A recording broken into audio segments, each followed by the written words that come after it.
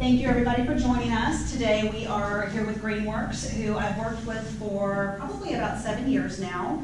And of course, as a real estate agent, we provide free inspectors' names anytime we are doing a new construction purchase or many of the things that we help you with. But of course, I tell most of you that GreenWorks has done all my properties for many years and we've been extremely pleased. So they're going to tell you a little bit about what they offer, how the reporting systems work, and also what things they're looking for and what you should be looking for, not only as you have rental property and ownership of a rental property, but also as you move forward with doing the 1031 exchanges and buying more and more property moving forward. So I'll let them introduce themselves and take it from there. Thank you very much. My name is Melody Spilliard. Hi, I'm Michael Pedret. I'm one of the inspectors. We're just going to kind of both be going over some information with you guys today. A little bit about different types of inspections and why they're important and what the differences are and what we look for. And then we'll also go over some of the common pitfalls, some things that we see. And we'll have a slide at the very end for questions, but if you have questions throughout, just ask away too. So, because sometimes you might forget them if you wait till the end.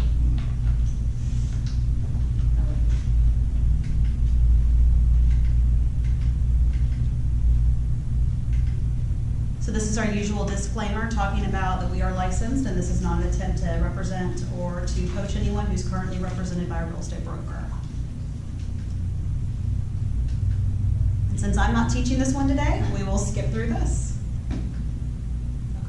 Alrighty. So this is just an overview of what we're going to talk about. So we're going to go over some buyers pre-purchase inspections, sellers pre-listing inspections, new construction and warranty inspections, some safety and maintenance. Then we'll go over multi-unit and investor properties, and then some common deficiencies.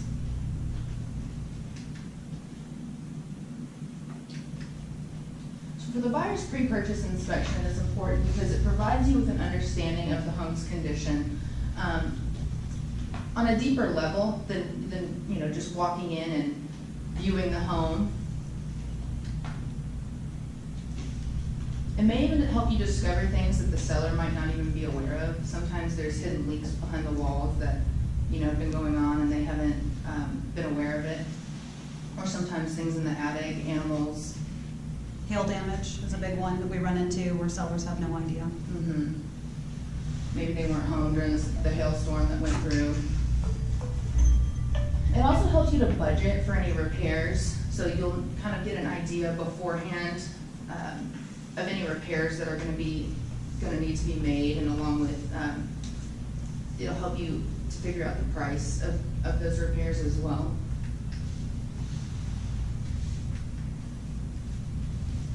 It's really great to educate first-time home buyers and even seasoned buyers about the systems and components of a home, and we also help them understand what they need to do to keep up with the maintenance, and we also give an idea of how long appliances last, just a general lifetime expectancy, and so then you'll know based on the inspection report if you're going to have to replace a water heater soon or an air conditioning unit. And this also helps to better upkeep of the inventory of homes in the area. If everyone's more informed about how to maintain the homes, then we'll have a better stock of homes in general. Knowledge is power, so any type of information that we can give our clients to help them maintain their homes, is always a bonus.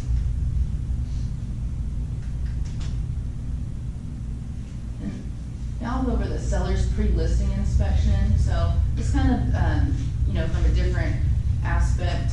It allows them to evaluate the condition of the home before they sell it, so they know, you can kind of know if you're going to need to make any repairs beforehand. This is something that we utilize anytime we have a property where we've taken over management and there's either been no management company involved or there's been one involved that's done a poor job.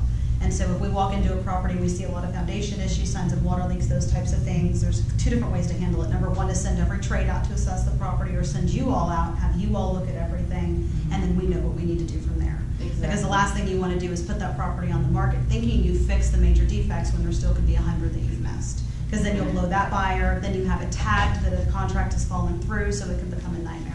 Right, so we'll be able to go in and give you a good idea of the contractors and subcontractors that you will need to contact, because it helps you so you don't have to contact all of them. So we'll say, on this, everything looks pretty good except for the AC unit. You need to maybe have a licensed HVAC technician come out and evaluate the system.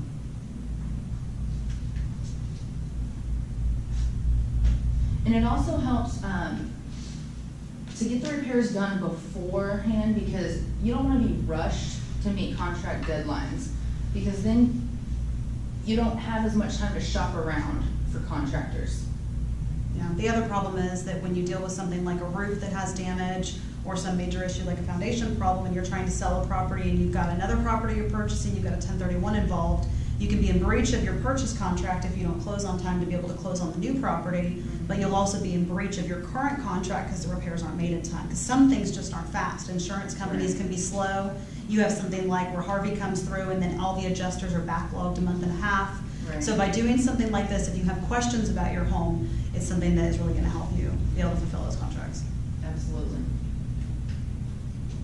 We also help with FHA minimum property standards verification. So I'm actually an FHA consultant, so I'd be able to go out to your house and let you know what items need to be repaired in order to meet FHA minimum property standards. So when the appraiser comes through, nothing's going to be red flagged. That'll also help too on, depending on who the buyer is of your home. If they come in and they're approved for an FHA loan, then you can potentially buy your house. Right. If not, so you can widen the span of your buyers as well. Yeah, that's what it's great for. Okay, so new construction inspections. A lot of people don't think they necessarily need an inspection on a new construction home because they, one, trust the builder, or they think the city inspector is going to take care of the inspection.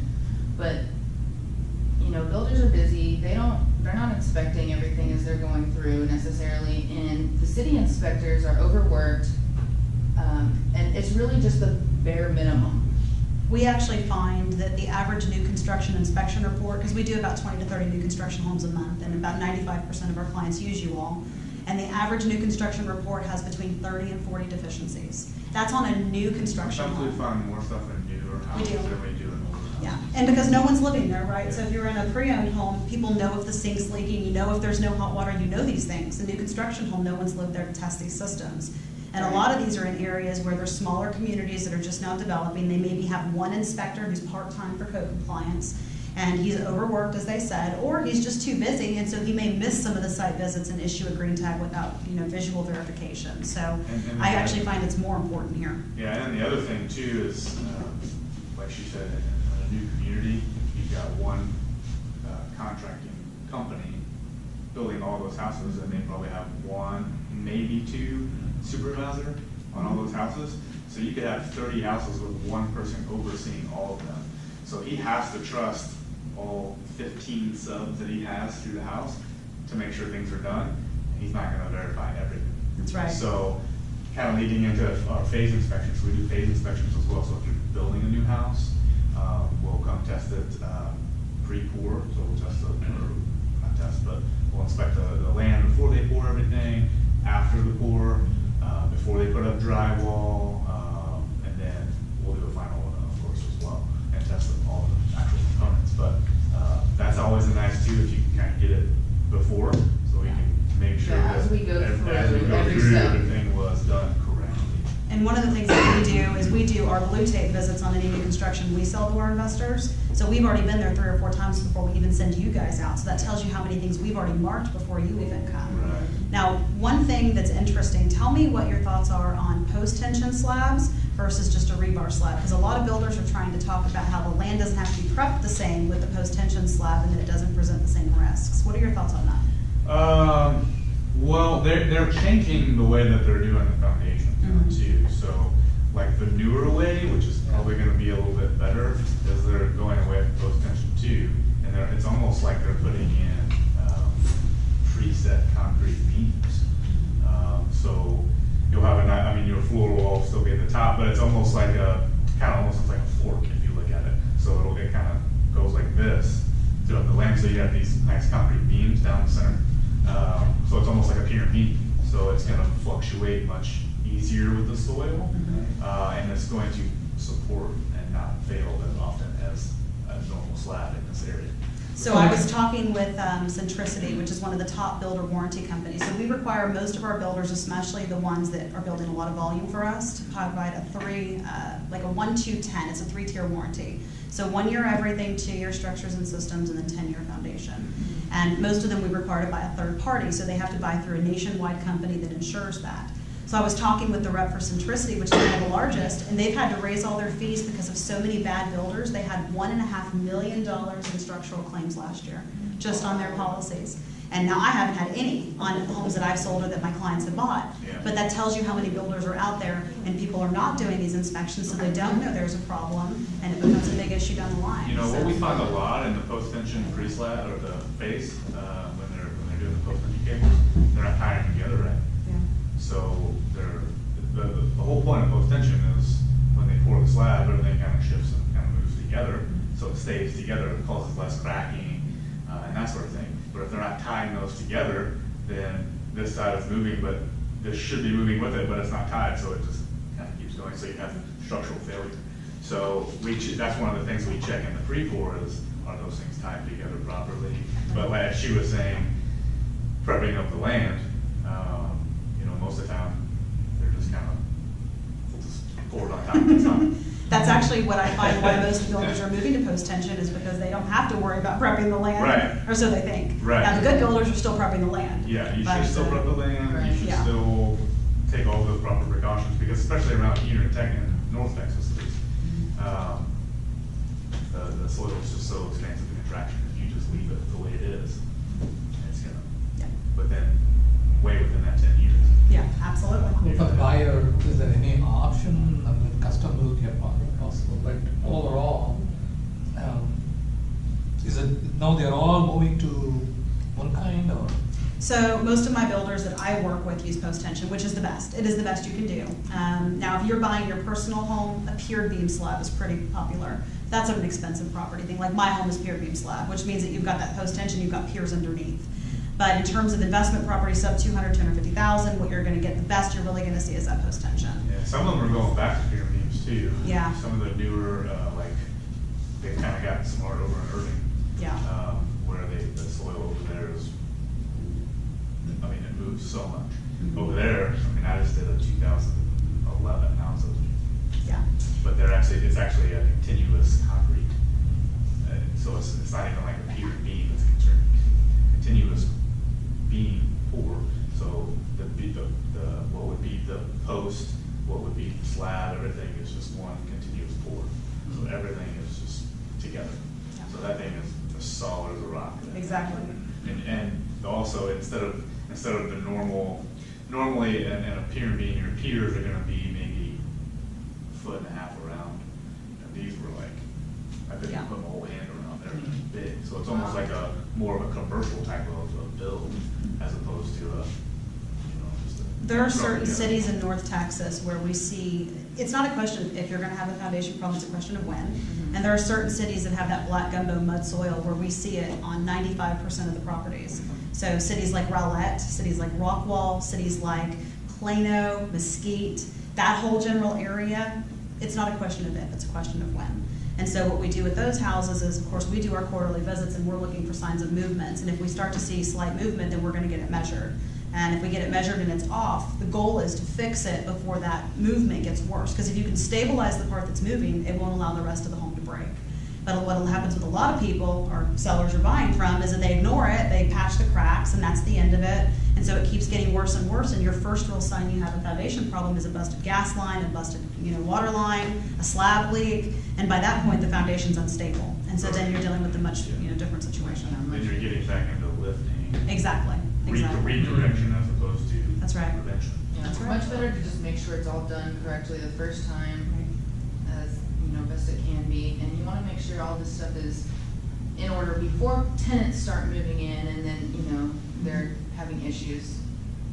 And they've learned a lot in the last 20, 30 years. Back when Fox and Jacobs was building these 1970s, 1980s homes, they just stopped using pier and beam. It was their first attempts at slab. It was a very new thing. They've come a long way. I've dealt with houses where we have to go in and use a foam injection system because there was not even rebar installed. It was just a concrete slab, and those crack and they crumble.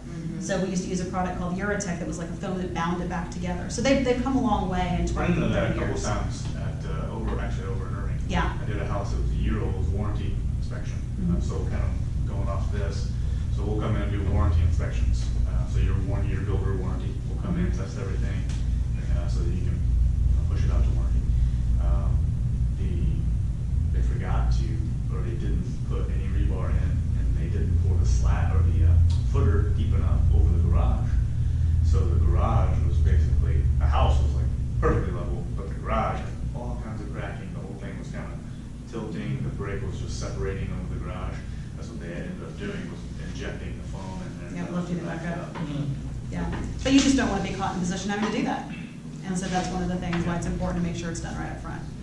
Yeah. But in this case, generally, is it the builder pays or the buyer has to pay for the new construction? The inspection is for your protection, so you're gonna pay for it.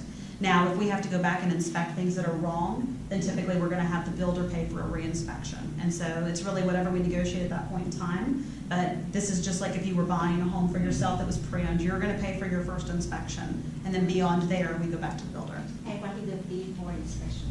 They're gonna go over that in a little bit, and they can tell you the pricing and all that There's stuff. some information on the flyer as well too. But we also do have packages for new construction. So if you wanted to package, a pre-pour with a phase 2, so when when all the electrical and plumbing is ripped in, then we can come inspect that. We'll do your phase 3 and a warranty, or you can combine any of those together to make a package. Right. Perfect.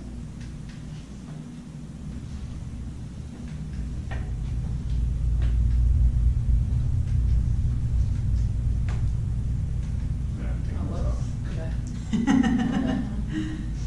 Okay, so, like we said, a lot of times, when we do the inspections, we like to educate the clients on maintenance and safety. We like to guide them, the best, the client. These are gonna be very important for investors, any kind of safety issues. So we'll flag any safety issues, anything of concern, because you don't know yet, most likely, who's gonna live in the house. So you don't know if they're gonna have kids, so you wanna make sure that all those safety things are taken care of, so that you don't have to limit whoever you extend your offers to bring in to rent the house. So any kind of safety issues, safety glass, stairway balusters being too wide, things like that, where kids can get injured. So we'll flag all those sorts of things and let you guys know. So a lot of times, like in our reports, we'll talk to you, we like you guys to come if possible, but we can always talk to you on the phone if we can. So we like to go over all those things so we can explain it before you get the report, because our reports are pretty extensive.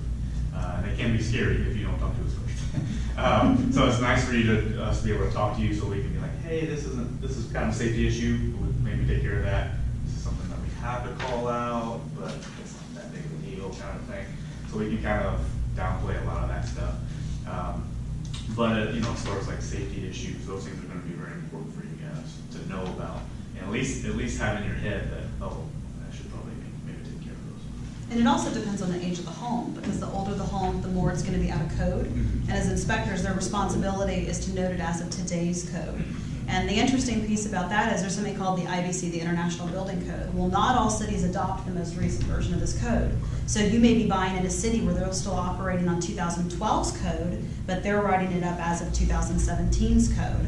So the things that we'll run into are where you're gonna have something noted that it's not built to code, but it is to code for that city. So it's gonna show as a deficiency even though it really isn't. And so those are the types of things that you wanna talk to them about, because it may look like a deficiency on that report when in reality it's really not. Right, so we go off the Texas standards, and like she said, many cities differ from that. And For example, one of the biggest ones that we run into, I don't know if we run into it, you guys. Yeah. Smoke alarms. So, according to the state inspectors, living rooms, bedrooms, and hallways adjacent to the bedrooms should have a smoke alarm. Most cities around here, especially all the new construction ones up north, they have not adopted the living room part yet. So we always put in our report that it's an insufficient number according to the state. But we do have a little disclaimer in there that says if you have them in the hallways and the bedrooms, then we're okay with that. Yeah, but the Because, interesting again, part it's a is city park. property code, which goes even a step further for rental in Texas, requires it not only in the living room too, but also on every main floor. Yeah. So if you've got a loft area upstairs, we have to put one up there too. Correct. And so if you've got a 4-bedroom home and you've got a master and then 3 bedrooms off a hallway, you're gonna have 3 in those bedrooms, plus the master, plus the hallway, plus the living room. So it's a lot more smoke detectors than what these builders wanna put in. So that's gonna be flagged on their report, and then we're gonna take it even a step further to make sure we're up to rental code. Yeah. Another thing is the self-closing garage door. A lot of builders don't put those in, but we technically have to call that out just for safety purposes, because if somebody is running a car and leaves the garage door open and then the carbon monoxide starts coming into the home. So I mean, it is a good safety feature, but a lot of the builders, you know, just because of the city codes, they don't install those. And then you run into a problem because the builders, you know, what code are they supposed to adhere to? Well, their responsibility is to adhere to their city's code, whatever they've adopted. So just because they flag it doesn't mean the builder has to fix it. Now, most builders are gonna fix most things, but if they're flagging something that's newer and the city hasn't adopted that, then they're building it to the city standards. So you're still okay because you're in compliance, they're just telling you that codes are changing and eventually that city's gonna adopt it. Eventually, Our the faults are a city- big thing we see. Eventually, everything will probably kind of catch up. Yeah, yeah. And there still might be a difference between rental properties and building codes and things like that, just as they want a higher standard for rental properties right. for safety, but. I think carbon City monoxide standards. detectors are gonna be the next thing that are gonna become streamlined. Yeah. Yeah, because the laws are really not clear on whether carbon monoxide detectors are required in properties or in rental properties. And so I think this is something that needs to be addressed in the legislature, and I think that we'll be seeing this in the next year or so. Yeah, and that is something that we look for as well, if there's gas appliances in the home. If it's all electric, we don't have to pay attention, because you don't need it. Yeah, But if there is, but it's not a bad idea though, even if it's electric house, because as Melanie was saying, you can get carbon monoxide fumes from your vehicle if you're, you know, through your garage or if your attic, or not your attic, if your garage ceiling isn't sealed up, you can get carbon monoxide fumes that come in. So it's not a bad idea to at least have one near those Near the areas. garage, yes, the garage and- and we're in an age where cars can be turned on by applications and things, and I just, you know, I always worry what's gonna happen, you accidentally turn it on, something happens. I mean, my dogs Yeah. have crates in the garage, it's a constant worry for me, because my car has the app, and my apps are always opening just when I touch my phone, Yeah. so. For me, I have carbon monoxide detectors, but where the state's gonna land on this is yet to be determined. Yeah. Absolutely. They just added it in this year to the lease, talking about carbon monoxide detectors, this is the first year, and I just went over that revision last week in my class. So we'll see what happens. Yeah. And another thing as far as maintenance goes, I wanna say probably 99% of the homes that we inspect, maybe even 100, have caulking issues, which is so simple, but you just wanna make sure that the caulking around the home is being taken care of and being checked probably yearly.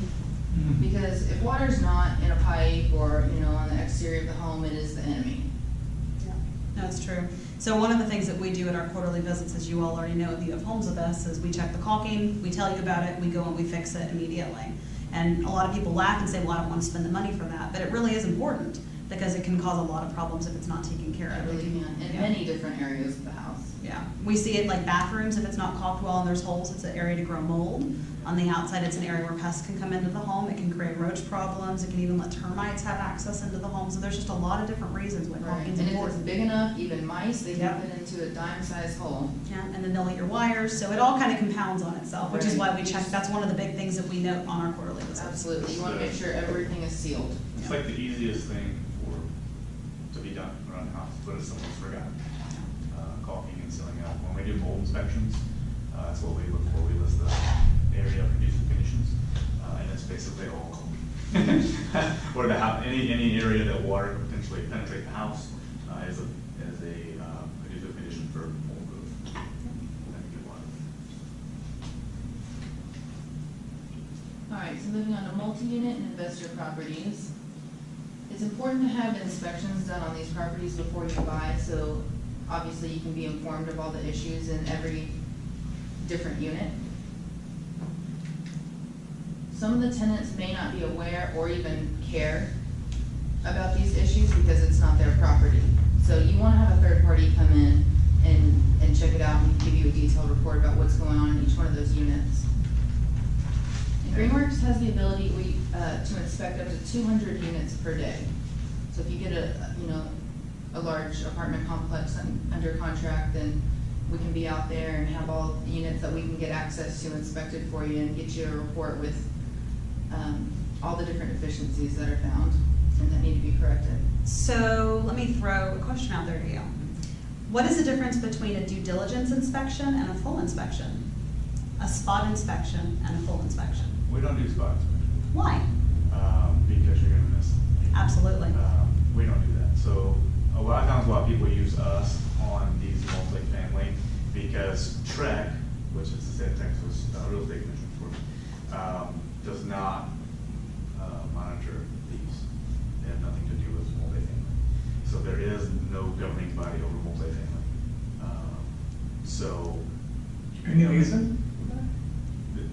They're just too big, I guess. They don't, so. I also think it's because there's not the same disclosure requirements for multifamily as there is for single family. Yeah. So the seller's disclosure notices and all the different legal liabilities of letting someone buy a home to live in, it's just a very, very different type of thing when you're dealing with multifamily. So, but when we go in these things, we have 12 inspectors. We usually throw about 10 of them on one of these.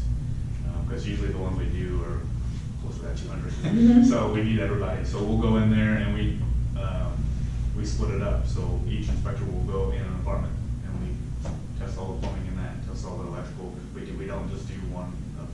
Yeah. We don't do like a random sampling because you're gonna miss something. And you guys wanna know. So if you guys are buying something that big, you're gonna want an informed third-party general property condition, Now, really the only difference that we do compared from these to a normal home inspection is during your normal home inspection, we're gonna get you all your serial numbers on all your kitchen appliances, those sorts of things, your HVAC equipment, your water heaters, all that kind of stuff. Water heaters and HVAC, we will do that on this. Most of these are on like a boiler system anyways, though, so it's usually like one unit. But serial numbers for kitchen appliances we don't do on these, only because now we still test them, and mainly due to time. And most of the time they're ripped off anyways, and they're really old. But we still test them, make sure they work, and give you a condition of them. We just don't give you the serial number for it. One of the biggest problems that I run into taking over apartments, which is a big chunk of my business, is taking over where other people are having projects that have been not taken care of or they've just acquired it. One of the biggest problems I see is when someone gets a due diligence report and not a full inspection report. So a due diligence report is often where they will hire a roofer to come out, a plumber to come out, an HVAC guy to come out, and a foundation guy to come out. And they do a spot check of the property, and then the inspectors go in and they spend about a minute in each unit, and they just visually glance around. They spot check a couple of the ACs, a couple of the appliances, and they issue you a report. They limit their liability, which there's not a lot of liability anyway, because of course you can't tell everything in a visit. But they're gonna limit the liability because they've brought those licensed trades in. So what typically I see happen is someone buys this project, they get an overall good picture, an overall clear picture of what they think the property is, and we go in and the property is nothing like what they think. And so if you're not testing every stove, every AC, looking for water leaks in every unit, it adds up really quickly. You start dealing with 20, 40, 60, 200 unit projects, it adds up very quickly. And what I find is the large projects like this, they usually have a contingency built in where there's enough money to handle those things that come up. But you deal with the 20 unit buildings, the 40 unit buildings, where it's still often just one investor. What we see is that they've bought this building and we find mold. We find that 90% of the ACs are not functioning. We find that the hot water heaters are leaking. So much has been missed. I refuse to operate with buyers who do not do full inspections. And any multifamily that I work with, we require a full inspection. And as I've kind of just told you, they won't even do the spot inspection or this due diligence inspection. And so it's a difference of opinion. A lot of the groups that I work with, the investor groups, they don't do full inspections. And it's just not something that I recommend. But if you ever delve into multifamily, which is a lot of people's goal in the end, make sure that you're fully inspecting your units. Because I had one project alone that was brought to me to manage, and they did what was a due diligence. I didn't know that at the time, nor did they. They didn't understand the difference. And there was about $100,000 in repairs they did not know about. And this was less than a 20-unit building. Wow. And then just to get an idea, 20-unit building for full inspection, how much would that? I'll defer to them on that. What is the price on, say, a 20-unit building for a full inspection with you all? To be honest, Harmony handles all of the pricing on those because they like to get as much information about the building, gather it, and put a quote together. It's gonna Yeah. depend, those are gonna be, we don't have standard pricing for those, just depending on how many people we have to put on it. Yeah, it's just a case-by-case situation. Also depends on what systems are present. So when you're dealing with an inspection, if there's sump pumps, if there's, a boiler room, it's cheaper than individual water heaters, so it all kind of depends on the layout of the property. If there's Absolutely, there's too community many amenities. variables that go into it for us to have set prices for those. Yeah.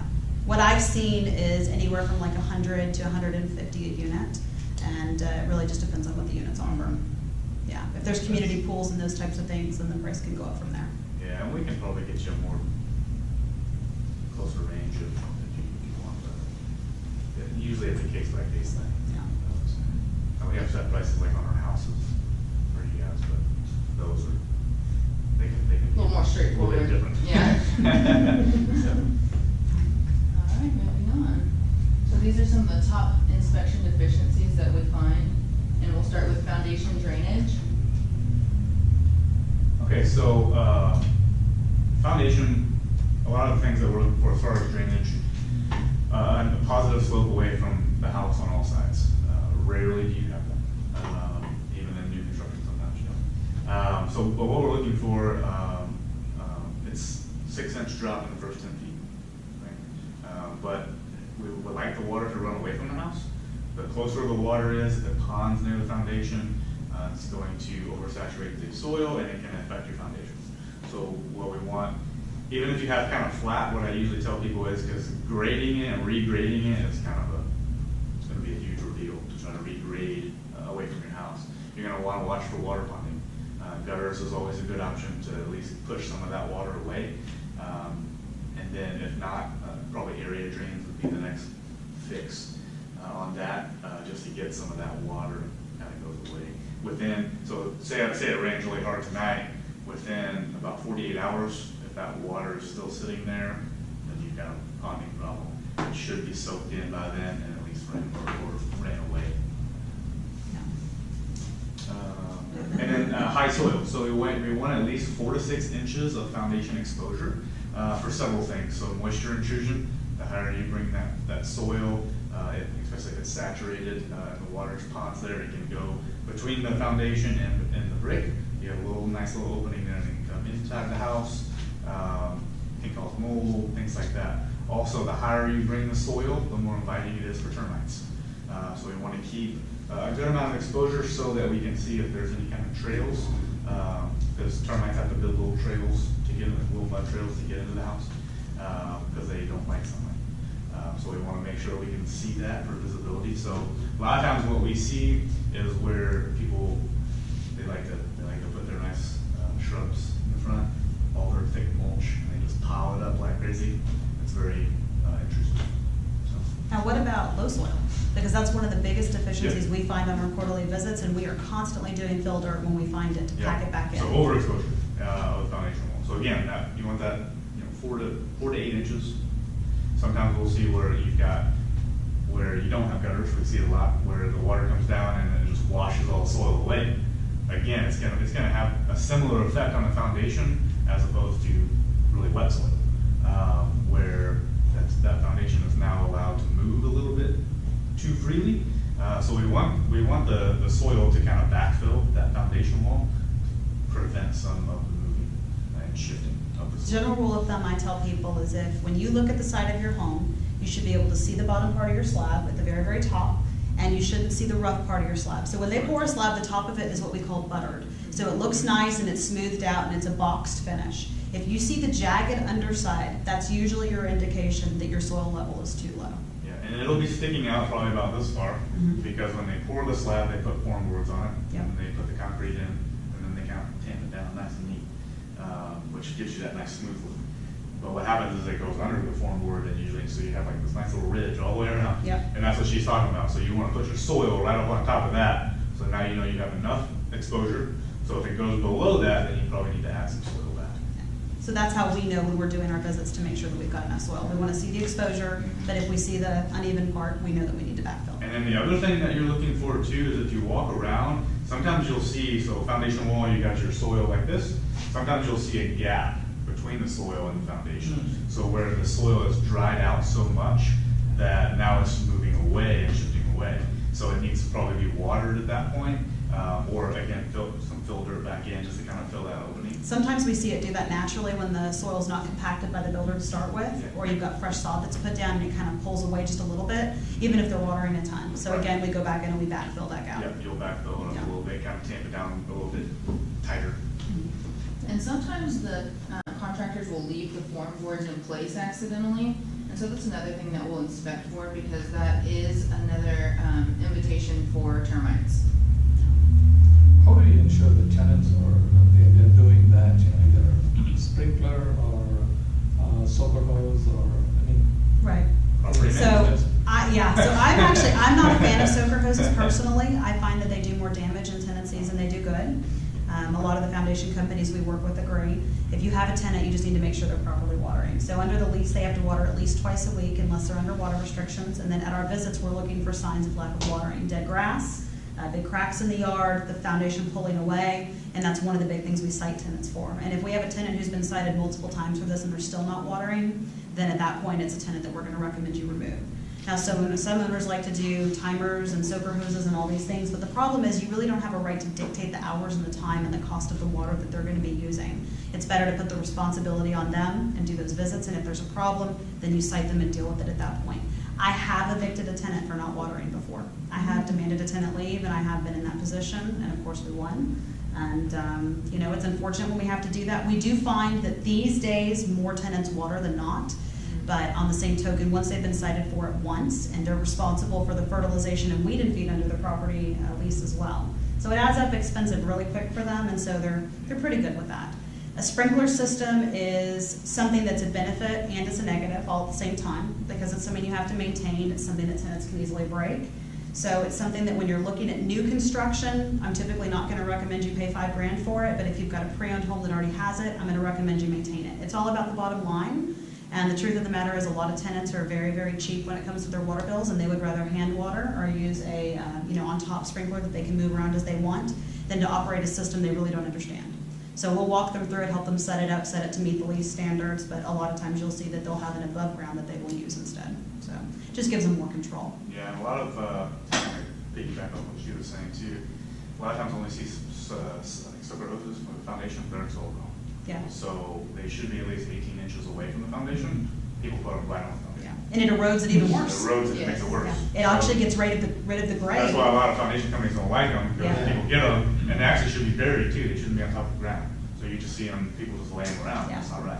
So, and then sprinkler system, it's kind of a, like she said, a catch-22, because it's nice because you can you put on a timer, let it go, but most of the time the heads are broken. That one out of every two has at least two heads that are broken. Mhm. So it's constant maintenance thing, like she was saying. So those will always have to be maintained, and then most of the time they spray the house also.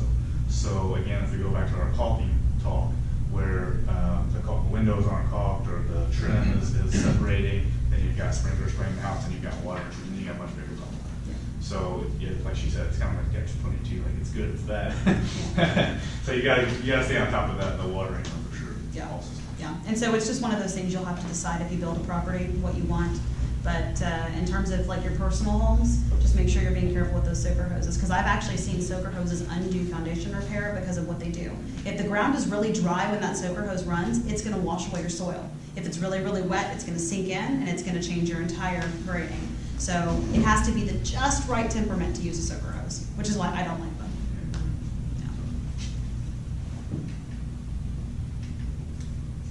So this is just a little example to show you all what can happen. So brand new 4,400 square foot house with a big pin problem. They So, have this nice. like I was talking about, they built their nice flower bed up there, they put all their mulch really high on the wall there. Now, this isn't in Texas, this is, Illinois, I or think, something. yeah. But So they have a basement. it works everywhere. Yeah. You can also see there's no exposure either. And you see there's no exposure, you can see that this downspout, we recommend they terminate at least 3 feet away. So when the water comes down, it shoots the water away from the foundation. So a lot of things wrong here. But then on the inside, So this was the framing on the inside. So where they're watering their bushes and things, that water seeps down, goes through the brick into the wall and then rots out. This right here is mold over here. This yellowish stuff is mold. But then you got all that wood rot too. $36,000 in 4 months. Yeah. So you should put soil above your. Oh, no. That's what my husband say. No, I like to see, and you correct me if I'm wrong, I like to see about 6 Okay. inches, maybe 8 inches of that soft part of the foundation that's easy, and then you just want to go right over where the rough part is, right over it. So the foundation has to be shown 6 inches? Yes, Yep. the top of it. And I also, like at my home, my flower beds pull away a little bit. So when I built my flower beds, I actually kind of do an opposite invert grading to my foundation. So my soil is higher in the front, my mulch is higher in the front than it is in the back. And so that way I can still have my exposure, still have my pretty flower bed, but it makes it to where you're not hurting your property. Yes. Yeah. And I French drain out of my flower beds too. So if you have big, beautiful flower beds at your house, like mine looks like a big garden, because I've got an acre and a half, so it's really planted and it's got a lot of plants. We actually French drained out of the flower beds because they're thick with mulch, they'll retain water. And that could be an even bigger problem. So, can you go back? Yeah, so this right here, when you build it up like that, essentially that is like a retaining wall. All retaining walls should have drainage. So these should have some openings with, a little pipe or something in it, kind of what she was saying there. You can just run the pipe back and put some holes in it, so when you water that, water goes in the pipe, runs away, instead of going the other way. Well, you've also covered your weed holes. And so Yeah. the ability for the property to sweat and the property to have airflow, you've covered it up and now it's sucking in that moisture. So it's a huge problem. And we see this all the time. So we see it a lot too, on all homes. Any home within the last 20 years, basically they're stick built. Right? So if you look at the framing of the house, it's all wood. And then the brick goes on the outside, but it's a brick veneer. So basically if you took the brick off, the house would still stand. Like in a 60s house, if you took the brick off, the house would fall over because it's a brick house. But if you look at these brick veneer houses, they have weep holes at the bottom, every 33 inches. That's so that if water gets behind that brick, it has an area to get out. There's a space behind the brick wall. There's about a 2.5 inch, 2 inch gap between the two. But what people do is they don't know what they are. They don't understand how the house is built, so they take the expandable foam stuff and they just fill those. Well, then what happens, you get water behind it, and then your brick starts to push out, or you get, the water is gonna either push out or it's gonna push in. And if it pushes in, that's mold. Yeah, so then you're gonna have water intrusion into your wall. So you never wanna fill those in. A lot of people do it because bugs and stuff kind of come in. It's better to do a pest control system as opposed to blocking that, because then you're gonna damage your house. The pest control companies will put like a mesh that's treated in there that still allows the water to come out and the moisture to come out, but it still stops the big bugs from going in there. Yep. So that's something that we have in a lot of our properties, but you just never want to fill it completely. Did you have a question? Wow, just for my house. See, it's good for personal homes too. Totally. So on the side of my house, because we live in Ireland, we don't have a lot of yard. You live out by me. So on the side of the house, we have a little like gardening, Mhm. but we do have like centerpiece. Mhm. So we put The center blocks like this? Yeah, center Yeah. block like that. And so we're not supposed to water every day, right? Because like of course in the winter is we don't water, but then now it's some spring and summer. Right. So we're not supposed to water every morning. You say not That's, too much water. it depends on what you have in there, but that seems a little excessive. Yeah. as far as watering. Usually twice a week is pretty good. Yeah. And the problem is if you oversaturate, it's going to be just as much of a Right, problem right, as right. undersaturating.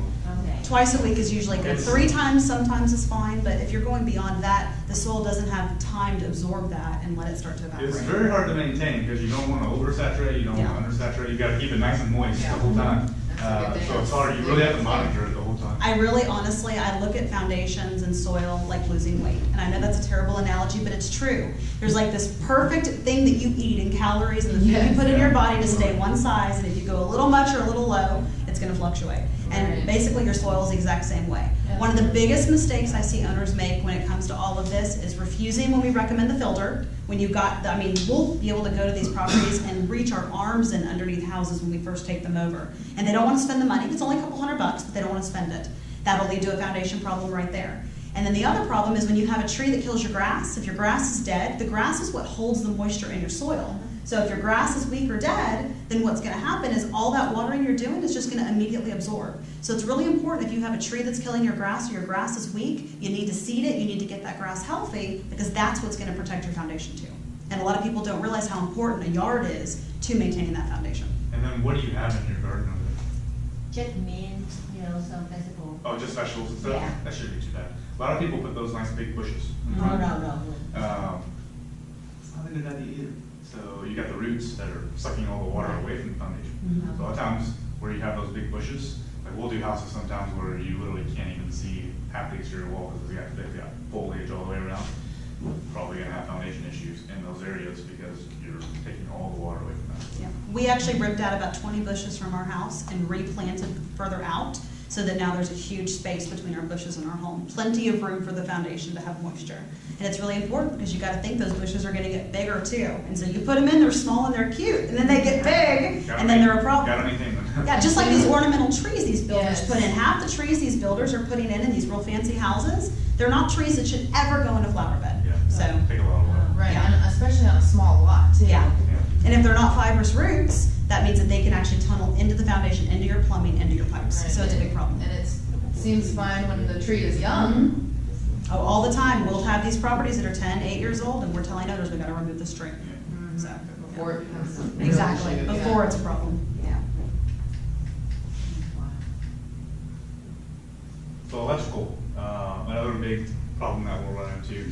Not so much usually on new construction, usually they're pretty good. But when you get into those older houses, so some of the panels that haven't been updated yet, one thing that I always like to tell investors, if you're looking into a house that's 50s, 60s, 70s, kind of those older ones, a lot of the outlets will be open grounded. So it's a two-wire system. So like these outlets here, you have a hot, neutral, and a ground, right? So you have 3 wires in there. Some of the older ones just have 2, hot, neutral, there's no grounding. So, but what a lot of times people do during the flip is they'll take the 2-prong outlet out and put a nice 3-prong outlet in there. So it looks like it's nice and grounded. So you're giving that false impression, but it's not, it's still just 2 wires. So when we test it, it's giving us an open ground rate. Where that comes into importance for you guys is your renters, whatever they plug into that is not properly grounded. So computers, TVs, things like that. If there's an electrical surge and their stuff gets damaged, you're not liable for that.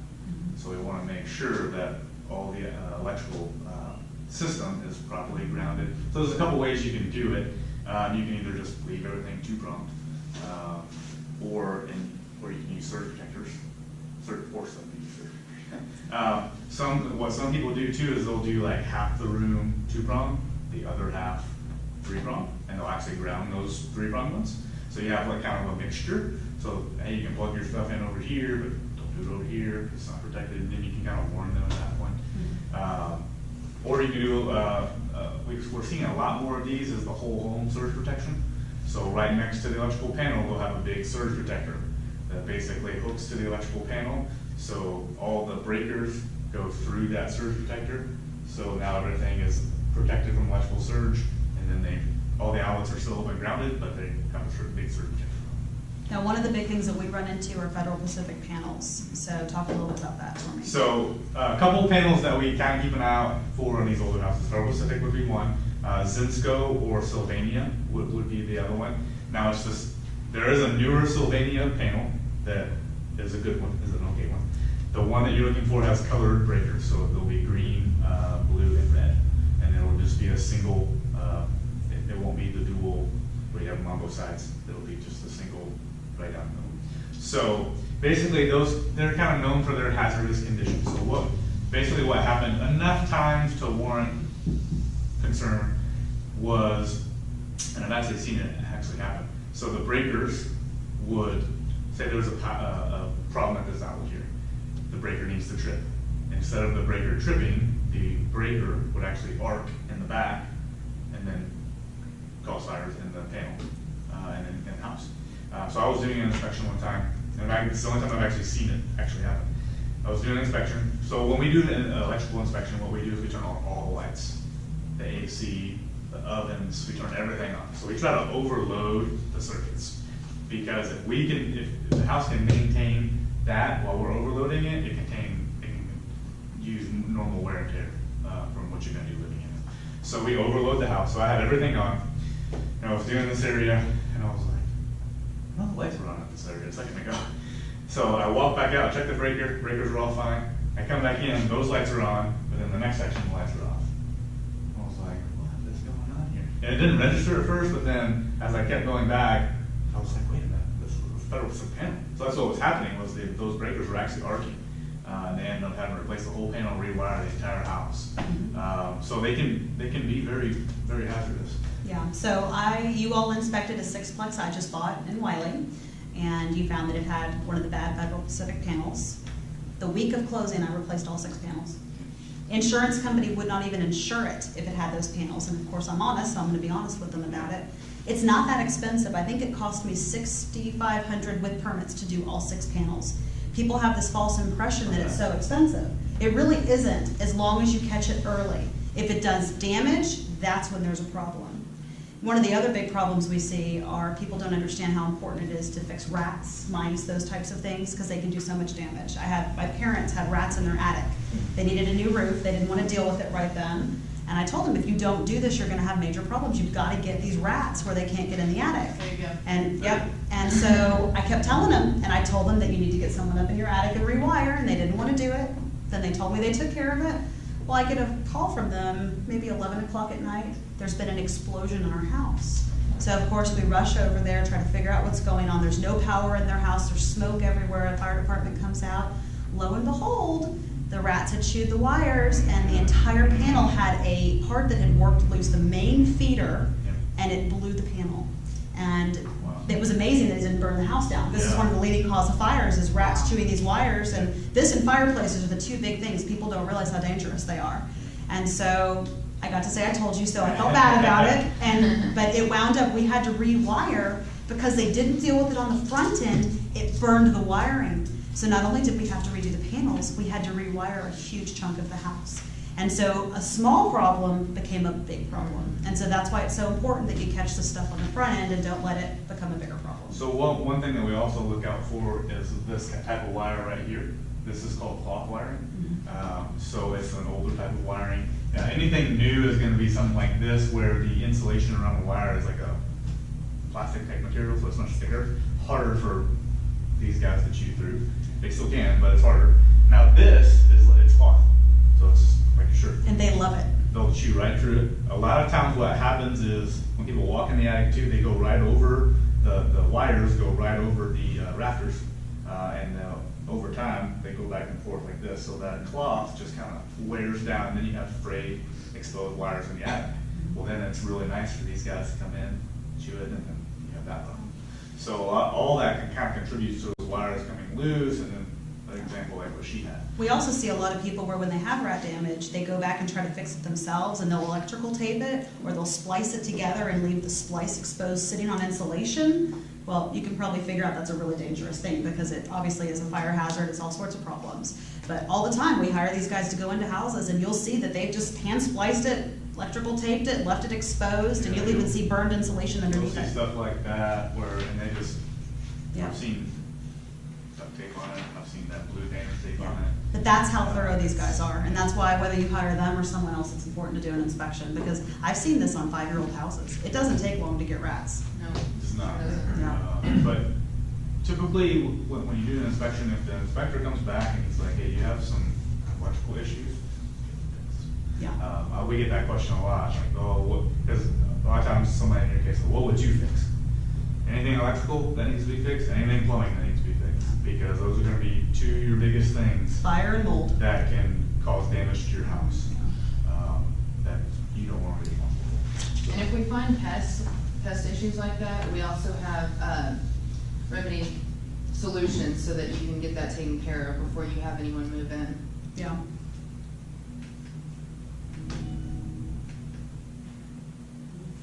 Alright, moving on to the roof. So, roof efficiencies. There's no such thing as a perfect roof, ever, even on new construction. There's always damage, whether it's extensive or minor. Roofers are not the nicest people. They like to get up there and throw their shingles around. They put those, if you ever watch them, they put those roofs on about, they'll put a whole roof on one day. Doesn't matter the size, they'll put it on. So they go quickly.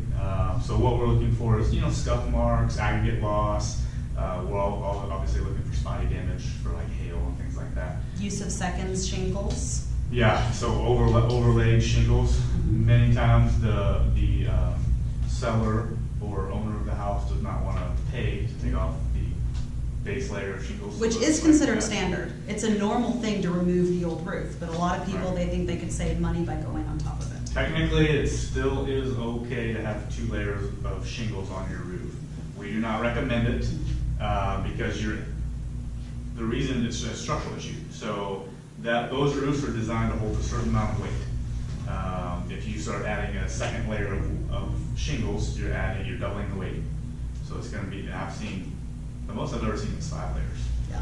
which is crazy. We run into this in commercial all the time where they'll keep patching and patching and patching. But if your roof is bad enough that it needs replaced, often your decking is damaged. And if you don't take that roof off, you can't see the damaged decking. So then you're going on top of damaged decking. And then once you actually get to 3 layers, it is considered a fire hazard, because if that house were to catch on fire, a lot of times what the fire department will do is they'll bust a hole in the roof to let the smoke out. If you have 3 layers of roofing material, it's going to be really hard for them to get through. So it's going to delay getting all that smoke. How many names per shingle to fix? Is it 4 or? How many what now? Names recommended? They just. It depends on the type of shingle. Typically, like on a normal 3-tap shingle, yeah, you're 1, 2, 4. So yeah, so you're 1, 2, 1 on this side, 1 on this side, and then you'll skip the middle tab, and then you'll go on the outside, and then you'll overlay. And how often you do the inspection? Because, you just change it, then there's another storm, and it's probably damaged somewhere. So we do, under the properties we manage, we recommend every 6 months, unless we know your city has been heavily affected, in which case we're gonna notify you. So like when the hailstorms went through Wiley, that next day we checked every property in Wiley. We had lots of properties that were damaged in Wiley. Actually, the apartment complex I bought had the doors ripped off in the Wiley storm.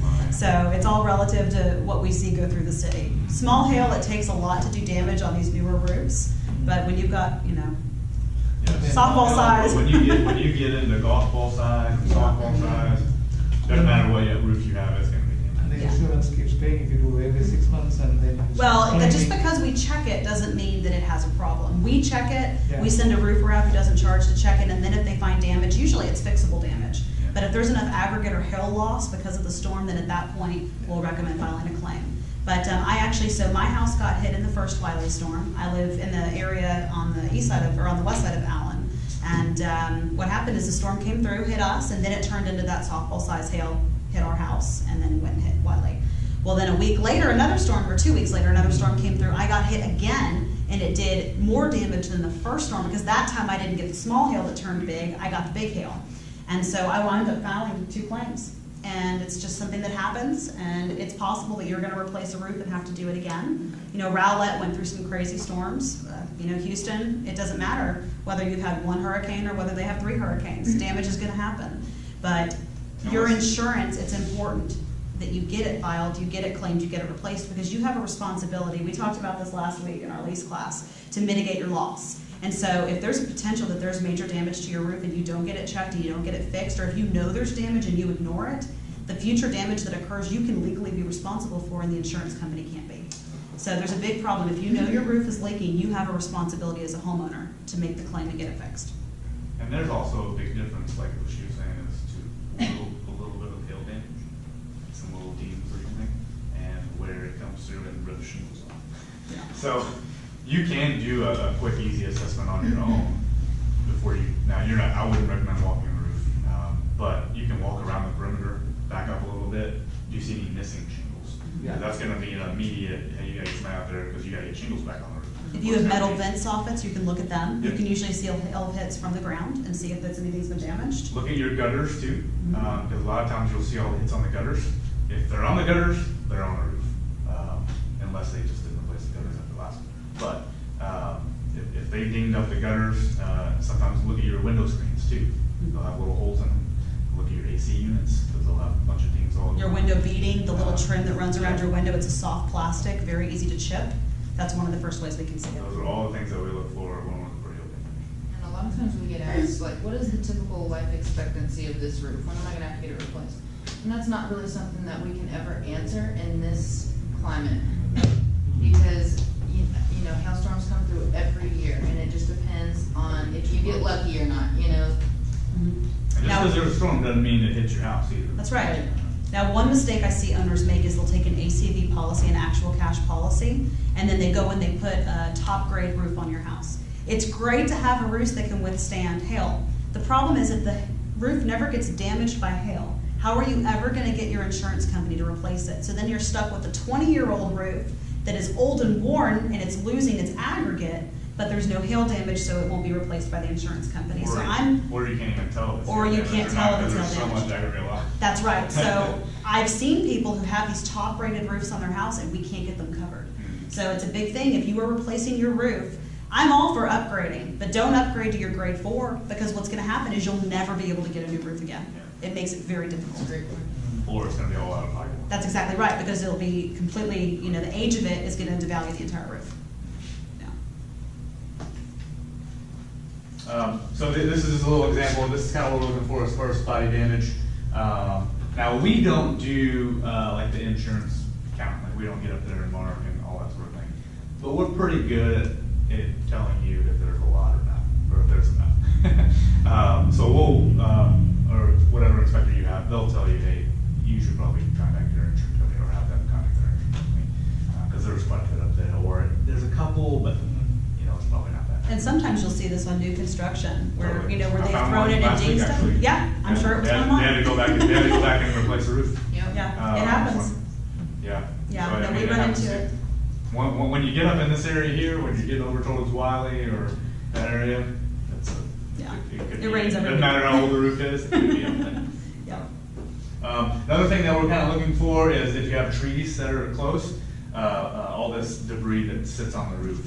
So you're gonna wanna keep that cleaned off, gutters for the drainage issues that we talked about before, and then this will hold moisture. So when it rains, all that debris holds moisture, it could potentially soak in and cause leaks as well. It's Cause usually a good damage to the idea shingles. just to have those trees trimmed back away from the property, so you don't have them falling on the roof. For several things, we recommend at least 3 feet, trees trimmed 3 feet back, so that when the wind blows, it doesn't scrape. I would maybe go a little farther, because I just trimmed mine back like 6 feet, and you can sit there and watch squirrels just jump Yep. from the tree to the roof. So you can still get, you know, rats and all that kind of stuff, because those things can jump pretty far. So you can even trim them back a little bit farther. Another thing to kind of remember too, kind of going back a couple topics, if you look at the tree, however far the limbs go, that's how far the roots go. So everything grows in unison. So if you can keep those trimmed away, you can keep those roots from coming into your foundation. Really? So if you trim, because you say like here is your branch right here and then your roof, so if you trim it, so the roof will be, If you keep your trees trimmed, the roots don't grow as Yeah, much. the roots won't grow as so quickly. the roof will shrink back. Shrink back. No, they don't continue No, growing that They won't direction. continue to grow. Yeah. They'll stop. So if you Yeah. keep Right, it, if you keep it right there, trimmed, right, you have to your keep it right trimmed. there, the roof right here, now you trim up there and just keep down here, still right there. Yeah, Yeah. like if you trim up here, these don't just magically disappear. Exactly. It doesn't work You out. have to remember That'd be that really cool. the roots are growing to support the tree's Yeah. growth. So if you're cutting back the growth, it doesn't think it needs the roots to grow, so they're not gonna So grow you as have much. to trim before that. Right. But if you have a tree that's that close to the house, we're gonna be telling you to remove it. Yeah. Yeah, we don't like those conducive trees because they will just tear up the foundation, especially if they don't have fibrous roots. And they can be real bad for termites too. Yes. If the roots are going underneath the foundation, all you need is a 1/4 inch crack in your foundation for termites to get through. So we've seen them, sometimes we'll find them, we won't see any tunnels on the outside, but we'll see them in the middle of the house. But then you've got like these roots, so they just go up the roots, go up the foundation. And the plumbing, they'll grow into the plumbing and destroy it. Yeah, that'll go undetected for quite some time. Yeah. And then just exposed fasteners as well. So any kind, even though any kind of roof penetration has flashing around it, it should have flashing around It should have nails in it also to hold that down. So they should have just some caulking all over those. Even though the nail's in that opening, water will still find its way down in there. So all that should be nice and sealed up. Plumbing problems. So I've actually seen this in person. This is actually a diaper, but I've seen plastic bags on there. I've seen Duct tape. I've seen painter's tape. I've seen electrical tape. You name it, I've probably seen some handyman fixes over here. Get a plumber. Well, the This- bigger this is problem actually is super- this is all the actually mold super this easy. can cause, right? So this is Oh, a yeah. closed cabinet, there's no ventilation. This is one of the easiest areas we'll see mold start. Laundry rooms behind the washing machine if it's leaking there because it just holds moisture, and then of course you have the heat from the dryer that exacerbates the growth. These are the areas, I have one that we just took over, this house tenant just vacated, and the whole laundry room, we walked in and it's like a whiff of mold or mildew. And we walk out to the garage and the laundry room has leaked and run into the garage because the garage is lower, older home, and the whole wall just has a low grade of biological growth on it. And it just takes a very small amount of water in a hot enclosed space to grow. Absolutely. Yeah. And sometimes it'll be such a small leak that, and there's so many things under the cabinet that you don't see it happening. And so one thing we do when we inspect is we'll, stop up the sink and fill it up a little bit and then flush it out because it puts more pressure on the system, and then that way we'll be able to see right away if there's any type of leaking going on. Well, what do plumbers do? The trial and error, they competent plumbers, they blame it on AC and then it goes back and forth. It does The sometimes. damage has already become big, because. Now, we do test things a little bit more intensely than a plumber will. So most of the time a plumber will turn the water on and be like, oh, that's fine. But we test the plumbing 3 ways. So we turn the water on, we'll let it run for about 10 minutes, just for functional flow, to see if it's actually draining, not backing. Sometimes it'll just back right up. So we're looking for that, and then we pull the stoppers, as Melanie said, we pull the stoppers, make sure the stoppers are holding water, and then we let the stopper flush all the water out. So that puts that extra pressure on the pipe. You will never see a plumber do that. They turn the water on, it doesn't leak, that's good. So we always go to the worst case scenario.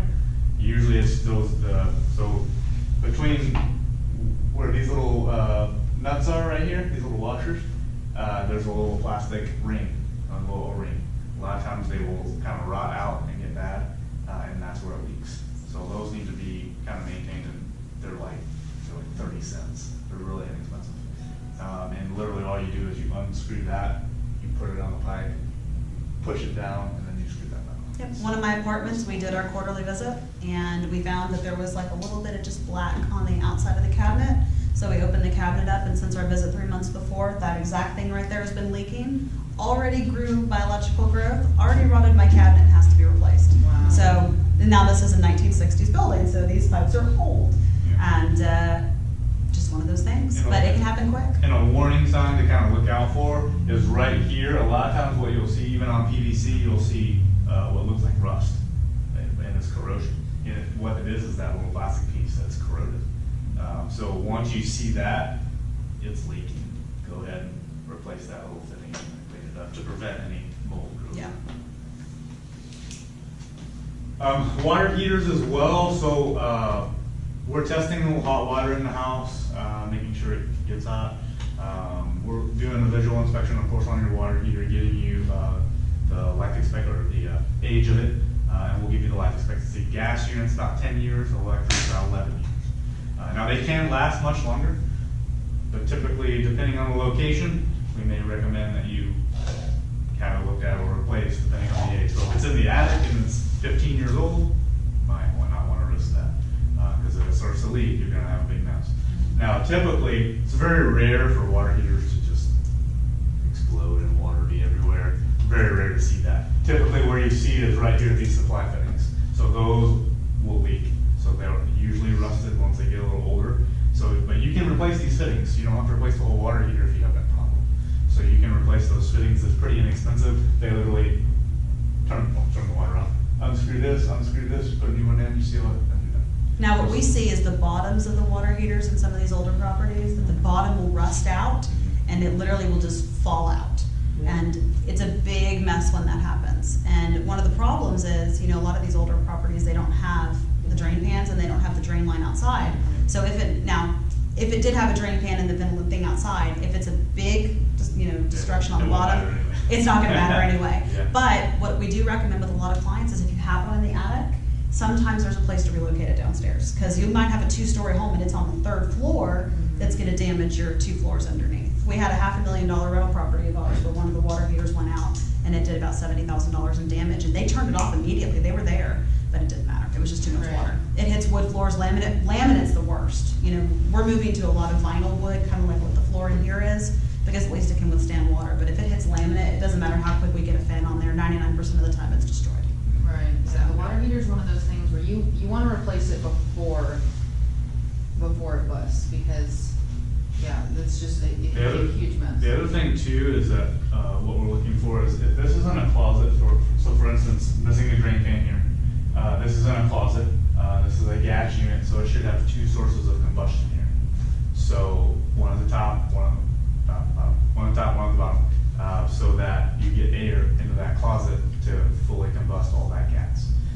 If you do not, well, you could get carbon monoxide, but then it can also get really musty in that closet, which is, you have growth on this wall right here. In older properties, they didn't build it with ventilation. Right, so any gas appliance, and now if it's in the attic, your attic is basically a combustion unit, so you don't need 2 separate sources, but if it's in a closet, an enclosed little space, especially within the house, you want those 2 sources. Yeah. A lot of times the top one will literally just open into the attic, which is acceptable, but you do want enough combustion air to make it. Now, let's take a second and talk about flexible gas lines and the flexible piping and what we find with that when we're looking at some of these properties. Okay. It's something a lot of people overlook. Yeah, so you're talking about like CSSD? Yeah. So this is a appliance connector. So you will always have one of those on a gas appliance. What she's talking about is if you go into the attic and you see these yellow lines, those are called CSST. It's a corrugated steel. It'll usually say it on there. It'll say it on there, yeah. But it's a big yellow flexible, it looks like this, but this is a 1/2 inch. It'll be 3/4 usually, and it's nice and flexible. So it's a gas line. Plumbers love it because it's real nice and flexible. They don't have to do much cutting. It's real easy to cut if you do. But what they do not tell you is that when they connect it to the main line coming in, they usually use an aluminum fitting. So you lose the grounding connection between the two. Now a plumber will not touch any kind of electrical wire. So they'll install it, they'll run it through your walls, they'll do whatever they want with it, but now your gas lines in your house are not grounded. So there needs to be a grounding or bonding wire connected to the manifold that's in the attic. So a lot of times what you'll see is in the attic, there'll be a big piece of tubing, looks like this, and all the tubes run out of it. What's called a manifold. There should be a grounding or bonding wire on that, run to the outside of the house. And we see this a lot more in expensive properties where they've really made it look nice and neat and labeled. They don't ground it. Now, same thing too in renovated houses. So if your house has been flipped or renovated, they have an electric range, now they want a gas range, they'll run it from the heater in the attic down, same thing. It's still ungrounded gas wire, gas line in your house. So Now, what it's- about them using flexible lines running into the heat units? Now, so furnaces, gas units, attic, closet, wherever they're at. So what they used to do before they kind of changed the code is they would take this flexible connector and they would run it directly into the unit, so through the cabinet of the unit. So the cabinet is a steel material, so it's nice and sharp in most cases. So you have this nice flexible gas line. When those units get older, they tend to vibrate a little bit, so you can't damage that line as well. So it actually should be a hard pipe that comes out of the unit, and then the flex connects to that, just again for protection of the gas. So what happens when it flexes against that, or when it vibrates against that flex line? What does that lead to? Well, gas leaks, you have open flame, open gas. Explosions. Explosions. So we don't want that in your attic or your closet or whatever. It's a little that- thing that people see on their inspection Yeah. reports and they think, oh, I'm gonna skip that. First thing I tell them is, no, you need to fix that day one. What we see a lot of is do-it-yourself fixes. So what they'll do is they'll take a piece of Plastic, sometimes I've seen. insulation, Yeah, that like too. insulation from like a condensing unit or something, and they'll stick it around the pipe. It's a temporary fix. Yes, it's not gonna touch the sheet metal, but eventually the sheet metal will also wear through that insulation, and then you have the same thing again. So it's a super easy fix for a plumber to come in and put a little pipe on there, connect it, super easy fix, but it can lead to a much bigger Yeah. problem. If you see some of these explosions on the news where somebody's house exploded, this is often the cause. Yes, ma'am, did you have a question? What is the difference, I mean, what's your opinion on the tankless water heaters? As far as, This. it's a good option. They are much more expensive to retrofit. And to maintain. And so, and sometimes if your house is 2,000 square feet, you probably have 2.5 bathrooms, maybe at most. And the cost savings is not gonna be there at all. It'll save you room, but, because what a lot of people don't know is that, so these take a 1/2 inch gas line, they'll take a 3/4. So if you don't have a 3/4 line close, now you have to run a whole new gas line all the way to that, was kind of where your cost goes up. So, I mean, it is a viable option, but it's much easier in new construction, because you're already running all the lines, it's much easier. But if you're trying to retrofit, it does get expensive. They also change the way that they do the piping in new construction when they're doing a tankless system. Because of where the pipes come in and how far it has to run, they might change the placement. The problem that I have with tankless heaters is they are supposed to be maintained every single year. So if you do one, you are literally signing up to have them come out and maintain it every single year. And most people don't know they need to be maintained. So then when they break, it's a big fix. Because they're complicated to fix. They have so many different parts. It's like a computer. And there's so many different pieces. If you ever take one, we'll take the cover off and look for any kind of damage to the wiring and stuff. It looks like the inside of a computer. If you take the cover off, there's like all these little boards and components and stuff. There's a lot. They're very tricky, and it's about $150 to $200 each year to maintain it. Wow. And then if they break, it often is very expensive to replace it, and a lot of people, you can't get the parts, or they don't know how to, fix it. And then a lot of the tankless companies have gone out of business, and so then you can't get the parts to fit your tankless, and so it's a big problem. There's basically like 3 that we see, that's it. Yeah, that's all that's Everything left. else, And I've had tankless, but you also lose water pressure on an older home when you retrofit it. A lot of time you're gonna lose a lot of your water pressure. So I'm not a big fan of them personally, and I don't find that the life expectancy on them is much longer than these. I actually find that they often have more problems than a tank heater. So especially for a rental property perspective, I wouldn't do if you it. don't maintain it. That, yeah. The life expectancy is longer, so it's like 25 years, but you have to maintain it. But how long of a warranty do they actually offer? Well, yeah, they give you like a 2-year warranty. Exactly. So, Yeah. I asked a company. Been around long enough to I know, find that's out. exactly right. I asked a company once, he's like, yeah, it should last you 20 years. I said, well, how long do you warranty for it? He said, 2 years. I said, Yeah. well, if it's gonna last me 20, why are you only gonna warranty it for 2? Exactly. So if they're not confident in their product, I'm not confident. That's the in their same product. thing, like if you need foundation work, and Yeah. they're only gonna give you like a 1-year warranty on their work, don't use that. Well, you might be change my mind because my house is 10 years old and we have like big tank, like I don't know, 25, 50 Yeah. up there, Yeah. and we want to do tennis. So let me tell you what I was did. thinking the same What I thing. did, I have the same thing, so I've got an almost 6,000 square foot, 1 story, so long way for the water to go. We have 2 that are tied together with a recirculator, so you never run out of hot water, and it's instant hot water everywhere. It also keeps your pipes warm when it's cold outside, so you don't have to worry about all those freezing pipes. It's a Oh, lot that's more great. protective, yeah. So any tap in my house, it's instant hot water. I still have my tank heaters. If one goes bad, I just replace the one, and they tie together, so I've got plenty of gallons for anything I want to do. Now, what we've run into quite a few times here recently when it was cold was, it was a new construction house, I think it was Murphy or something like that, somewhere up there. But half the house did not have water at all. That's bad for us. Yep. Yeah. Yeah. So the recirculator pump, if you're looking for something different for your house, I like the recirculator pump. It makes a huge difference. And you can tie your water heaters together if your plumbing is the right way, which usually it is. And then it's like having a tankless with the unlimited hot water without all the negatives of a tankless system. Because water pressure is big for me. That's a big, if you have a big bathtub, you're not gonna like tankless because it's not as fast to fill it up. And then the older homes, the supply lines are really small. Yeah. So your pressure's gonna go down. Yeah. Water and air infiltration. This kind of goes back to caulking around the windows, especially.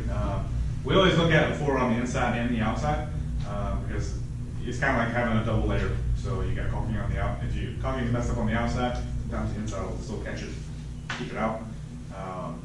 But then if you have no, it's just kind of like that. But what we always look for too is on these sills right here. Now, there's two ways it could potentially have caused this. So it could be where the water's coming in, which means the ledge on the outside is probably not sloped properly. So it should have at least a 15-degree slope. So on the outside of your windows, your ledge should be sloped away from the house. Sometimes they'll be flat, or sometimes I've seen them like this. So when it rains, the water piles up right there. Now the other thing, if you have metal windows, a lot of times what will happen is around the edges of the windows, when it gets nice and humid outside, you'll get condensation that goes up on your glass and those drips.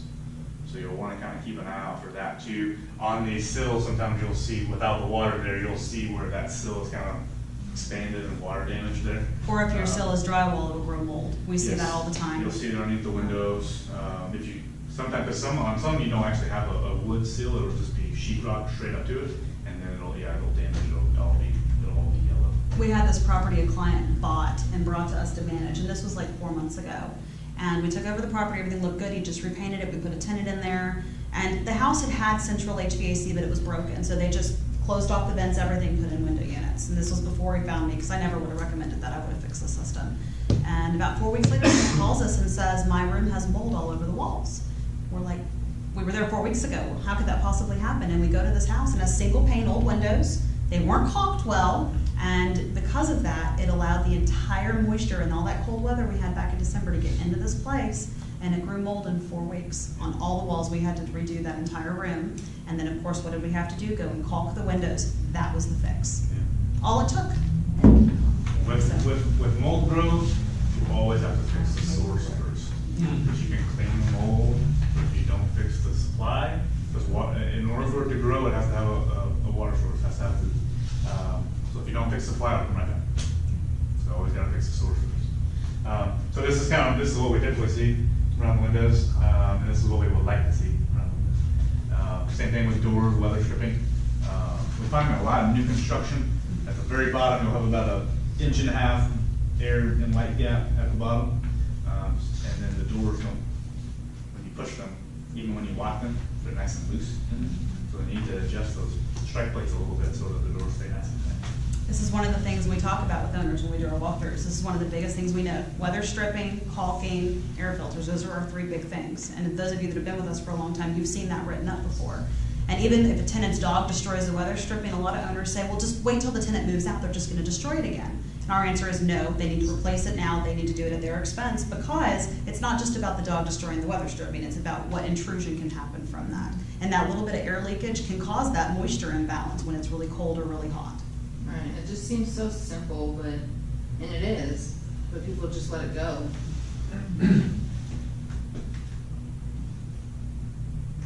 Ventilation. So we'll start with crawl space. So all crawl space, if you do a pyramid home, you should have vents on the side of the house. So when we pull up to a house, if we see vents, we know it's crawl space, or potentially a basement. Not really. But they should have vents. They should be within at least 3 feet of the corners. Now, usually they don't have enough, but you should have some to get some air going in there so we don't grow mold. It'll get nice and stagnant in there. Now, typically what we see is what people do in the winter, they take these nice sheet metal covers and they cover them up. So their floors don't get cold. But what happens is there's 3 months of air not moving, and then it gets humid down there. And then they forget to take the covers off. So then when it gets hot outside, then it's really steamy under there, and you get mold growth. Anything over 60% humidity, there's enough moisture in the air for mold to grow. So usually the easy fix would be taking off these covers and getting some air in there. Another option would be crawl space fans. So I've seen a lot of people put those in, where they'll put them, basically they'll put like 3 of them in. They'll kind of put them in the corners just so you get air circulating. Especially in houses that are really close together, where you're not going to get a crosswind because there's houses right here. Just to kind of circulate some of that air will help keep mold growth and things like that. Same thing for the attic. Typically, there's not enough. So it's really nice and hot. Typically what they do, they'll put enough for the attic portion, but they don't, sometimes they don't allow for the 2 furnaces that are up there and the heat that those will put off, and then the 2 water heaters they stick up there that the heat that those will put off. So there should be a lot of ventilation in those attics. A lot of times what you'll see too, if there's not enough ventilation, especially in the attic, you'll see the shingles on the roof start to kind of curl up like this. So basically what's happening, it's kind of almost like a baking of the shingle. So you get the heat from the outside, the heat from the inside, and that causes those shingles to curl. So if we see that on the roof, we know there's not enough ventilation. So it can decrease the life of your shingle. The other thing, and I'll tell you this for your personal houses, it's a great thing to put those solar-powered attic vents in there. Yeah. It will single-handedly reduce your air and heat bill. It makes a huge difference. So most, especially older homes, are not adequately ventilated. If you throw one or two of those in there, it's not expensive, and it will really help your utility bills. In my report template, I keep in there that the attic was not properly ventilated. If I see solar vents or wind or the power turbines, I take it out. 99% of the inspections they do for us have that in there. Yeah. There's no more tax credit for that, right? It's done, right? You know, I don't know. That's so outside the scope of what we do, but No, when we still do. I have Do solar they? panels, I do? just put on about 25 solar panels. yeah, solar panels there is still. And the vents, because I have a pergola that has half load and the other ones are on my roof. But yeah, there's still a tax credit for that, and I used my vents too, because I was like, nope, we're going solar as much as we can. Okay, I will check it out with my CPA. I thought this was like done a year, 2 years ago. Yeah, well, they're on and off about it. 1 minute they're doing it, next minute they're not doing it. It's all about So how you much try money to the get government it has. at a time. This is something that can happen in attics too. So this is a dryer vent. All dryer vents should be vented to the outside of the structure. Also, it should not be a flexible type material. Those flexible ones always end up kind of like this, so you can get clouds of lint in there, which lint is flammable, so it's a fire hazard. So then you get stuff like this. So that's usually what happens in those cases. So what we like to see is a hard, smooth wall pipe going to the exterior of the house. Now, what we also check for is where it terminates at the roof is lint in that area. A lot of times the lint will hold that little flap open, so then birds like to go in there. I've seen quite a few bird nests in there, but then also it will collect on there. Same thing with some people will do, then they'll put what's called bird cage on there, which is a nice screened cover. They keep the birds out, but they catch the lint. So then you're creating a fire hazard on the end of that termination. All right, next we'll go over what to expect with the GreenWorks inspection, kind of some of our services and what we offer. So on all of our inspections, we have the latest technology. We use gas detectors, circuit analyzers to make sure that your hot water heater elements are working if it's an electric unit. Also to make sure that the dryer plug is working. We'll use moisture meters, so if we, well, let me talk about the thermal imaging first. So we'll use the thermal imaging camera to look for missing insulation in new construction, and then we'll also use it to look for any moisture issues behind the walls. And if we see something that looks suspicious, then we'll use our moisture meter to test it and see if we're getting a moisture reading in that area, which would tell us that something's going on behind that wall. We'll also collect all of your appliance serial numbers and record them into the report for you. And that way, you'll just have it in case there's ever any type of recall. And we also have a service called Recall Check, so we can plug those serial numbers in for you to see if any of the appliances in the home have been recalled. We'll also use a foundation zip level on every inspection, so we know exactly how that foundation is sitting. And if it's out of tolerance for any reason, then we would suggest a structural engineer, but at that point, it would be for good reason. And that's actually the same type of system that a foundation company is going to use. All of our reports are 40 to 50 pages with pictures. And we do deliver the reports the next day by 10 a.m.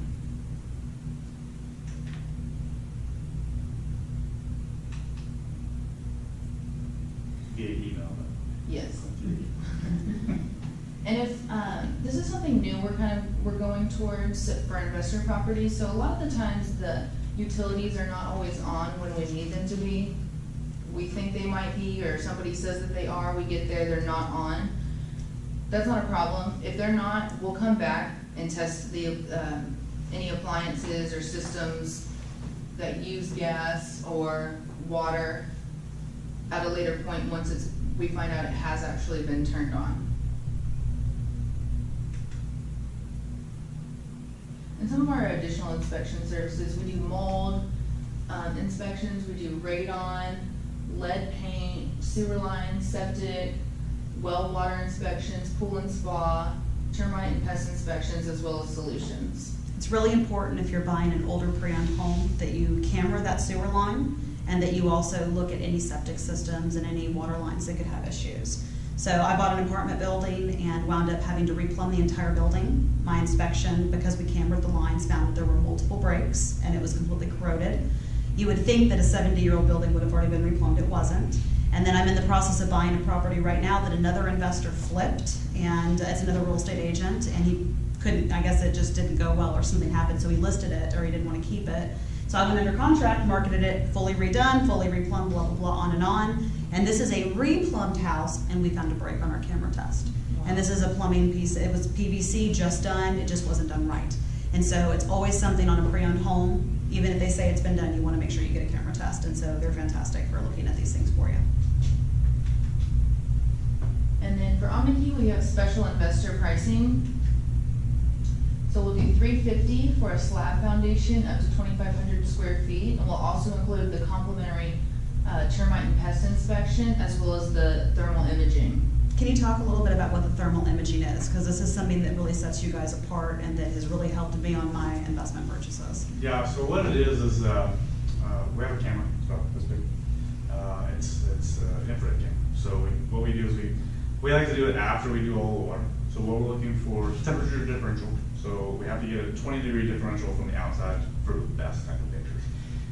So what we're looking for is water around bathrooms, in the slabs. Sometimes we can find slab leaks if there's like carpet, things like that, or even some like wood flooring. Sometimes you can tell if it's wet and that sort of thing. We'll look behind the dryers, like you said, if there's any or washer. If there's any leaking back there, we'll take a look at the infrared camera. You can see in the wall a little bit, because sometimes there's not water standing in because it's a newer leak, or we've put that extensive pressure on the plumbing. So we've kind of, potentially forced a little bit of a leak, and there's no water standing yet. So we'll find it that way. There's been a lot of times I've had to actually go back to the house because I found the leak with the infrared, and seller couldn't find it, and a plumber couldn't find it. So I had to literally go back with the infrared, show them where it was at, just so they could find the leak. A lot of people don't have those cameras because they're real expensive. Yeah, they're real expensive, but every one of our inspectors has one. So, especially in 2-story homes, we always do them underneath the bathrooms, because you just never know. It also can tell you if there's insulation missing or if the builder skipped an area that you may not be able to see. Yeah, I've even found in new construction where, now you could eventually kind of confirm it, but once you got into the attic, like it was like no insulation. So I'm doing the infrared, and that's so weird. Whole room was just forgotten with insulation. I found it on warranty inspections too, where, because I always ask on warranty inspections, what concerns do you have? And he was like, man, my room always gets either cold in here, it's really hot. So we did the infrared, no insulation. We had to put insulation. Yeah. So we can find stuff like that, which is really nice. So we can kind of be a little bit more invasive with our testing. Now it's not gonna find things like I've had people ask me, it's not X-ray, so we can't like see what's in this wall. Where are the wires running this wall? It doesn't work like that. But overheating outlets as well. We find we'll look at the electrical panels with the infrared, see if the breakers are overheating, or outlets as well, because sometimes the outlets will be a little too warm. So sometimes that means that the wires are loose inside the outlet. Even though it's still testing okay, it might still be a little warm. So we can look at those things. Y'all inspected one I'm buying last week, and they found that there's almost no insulation in the parts of the attic you can't see, literally none, to the point where it would just be terrible for a tenant. Oh, I did that one for you. Oh, did you? Yeah. So if we're re-insulating, obviously. Yeah, that one had like no insulation in it. Yeah, so. There was like 3 of the rooms that had like 1 piece on the side. I had none. So, yeah. But yeah, with the infrared pictures, man, it just looks, you can just look at it and be like, oh wow, it's gonna be really hot and stuff. So. That's a the same one that had the sewer leak, where the Oh, sewer yeah. line was bad. Yep. And also, if we do an inspection for you and there, we find deficiencies and you have someone come and fix those, we have what we call repair verification. So we'll come back out and check to make sure that the work has been done properly. And we have a few different packages for that. So for our first package, we'll check a maximum of 10 deficiencies. But it's a little bit more of a lax schedule. We just send any inspector that's available, and it's a little bit cheaper of a price. And then package 2, you'll get 10 deficiencies, but we'll actually set a specific date for the appointment, and then the time will be confirmed in the morning based on the inspector's schedule. And then repair package number 3, it'll be the exact same inspector that came out the first time, and we'll also give a specific date and time for that appointment. And so on our reports, we have a summary page. So at the end of our reports, this is really nice for builders, this is all they want to see, is a summary page. And it's just a list of basically everything that's wrong. It's just a checklist that you can That's all quickly they want. reference. Usually you can just send them the report, they'll just scroll down the summary page and they'll start checking stuff off. Mhm. That's what they want. So it's really nice for them. So on this package here, we'll basically take that checklist and just go through and mark and see what they fixed. Yeah. And when we do repair verification packages for properties that we have with the builder, we actually have the builder meet you guys out there. It makes it easier. Yeah. And if there's something small, they can call their guys over right there, get it taken care of, and it saves the headache later A on. lot of times the builders will be there at the repair verification appointment, and they'll follow us through the entire inspection and make sure everything's completed. They want you guys to be happy. They want you to, not go into it feeling uncomfortable. So it's a good thing that I like the Yeah, builder. if you guys are buying new construction, we like to work with the builders too, but we don't want to be like the third hated person, Because a lot of times builders don't really like home inspectors. But there's been many times where I've done the walkthrough with the client and then also the contractor. So he's in there with me and we're walking through, we're just looking at stuff, and I'm going through it with him too, so that he kind of understands what we're looking at. That way, there's a little bit better of a relationship, and they're willing to do things a little bit easier for you guys too. Yeah. So we're willing to work with them as well. And usually I'll give them my card as well and say, hey, It's hard to get sellers to want to work with investors that are going to be doing inspection, especially in a market like this. Yeah. And so our builders, we want them to be comfortable with the inspector. So having a company like this that works with them and is friendly with them, it goes a long way, especially as you're trying to build a And portfolio. like you said, they'll come over and they'll get their guys working on the deficiencies right away. Yeah. Because our whole goal is to give you guys as much information as possible on the house that you're gonna buy, but also to make it seamless, so that you guys aren't having all these different headaches and things. We just want to And we want it too, because we don't want to have you buy it, not have these Right. things caught and fixed, and then the tenant moves in and we're dealing with the angry tenant for the rest of their lease. So it's better to have it fixed on the front end. Absolutely. And that's whether it's pre-owned, new construction, whether you're buying one that's already been gutted, because inevitably it doesn't matter how much work someone's put in a house, there's always more. Something. Yep. Always. Well, thank you guys so much. You guys have any questions or anything? Thank you. Information to know. Yes, I have go ahead. I have one, I just, one of my property, just finished up the foundation.